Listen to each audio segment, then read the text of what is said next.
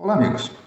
Nós falamos nos vídeos passados a respeito do comunismo, do bolivarianismo e do globalismo que nos ameaçam. Os links dos vídeos estão na descrição. Nós não falaremos a respeito do islamismo, porque a chance de um regime islâmico dominar o Brasil é muito pequena na atualidade. Portanto, nós não vamos mencionar, mas nós vamos falar hoje sobre o conservadorismo cristão.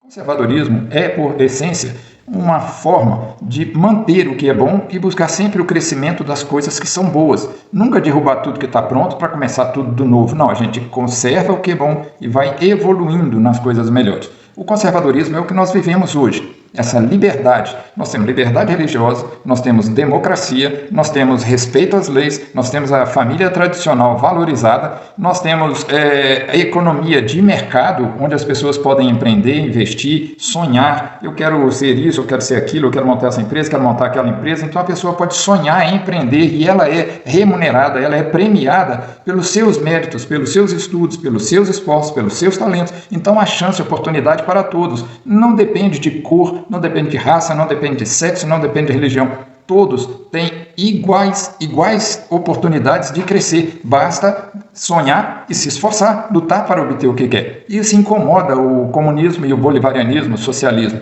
porque eles são estatizantes, eles querem concentrar o poder na mão do Estado. E por concentrarem, eles tiram o estímulo do cidadão de investir, de empreender, de estudar, de buscar o crescimento. E com isso, eles trabalham de uma forma que a classe média ela morre. E eles odeiam a classe média, porque é exatamente essa classe média que é a classe pensante, a classe trabalhadora, a classe que quer crescer. Eles não querem que cresça, eles dividem a sociedade em dois grupamentos, o que governa e os que são governados, pobres e miseráveis. Não existe socialismo no mundo onde todo mundo é igualmente rico, mas existe socialismo no mundo onde existe um governo rico e todos igualmente pobres lá embaixo. Então eles estatizam as grandes produções, eles são muito burocratas e essa burocracia empecilha o desenvolvimento, cria oportunidade para a corrupção, há um achatamento salarial, há fuga de capital, porque ninguém quer investir num país socialista, então gera desemprego, tudo de ruim.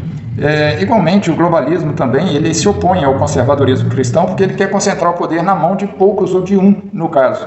E isso vai contra a palavra de Deus. A palavra de Deus já nos mostrou em relato bíblico do Velho Testamento que quando os homens quiseram concentrar o governo num só lugar, Deus foi lá e espalhou os homens, confundiu as línguas, que foi o advento da Torre de Babel.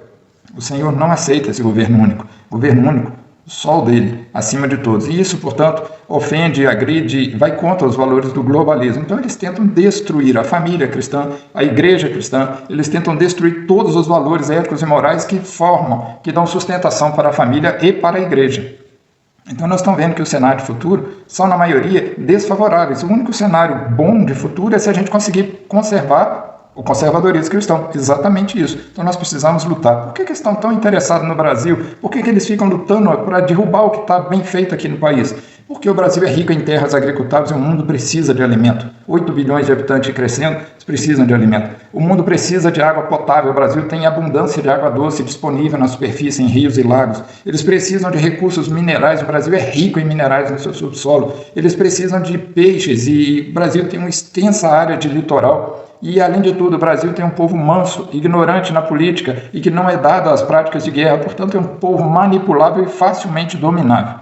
Então, a gente fica pensando assim, poxa, se nem o comunismo que é forte vai resistir ao globalismo, por que lutar? Nós lutamos porque Deus está no controle. Ele é Senhor sobre o mundo e sobre a nossa vida. Não cai nem um fio de cabelo da nossa cabeça sem que o Senhor permita. Então, nós lutamos para manter a liberdade do nosso país, para que a igreja de Cristo também seja livre, nós possamos viver e pregar o Evangelho de Cristo e enviar missionários para que os eleitos do Senhor sejam alcançados e haja salvação.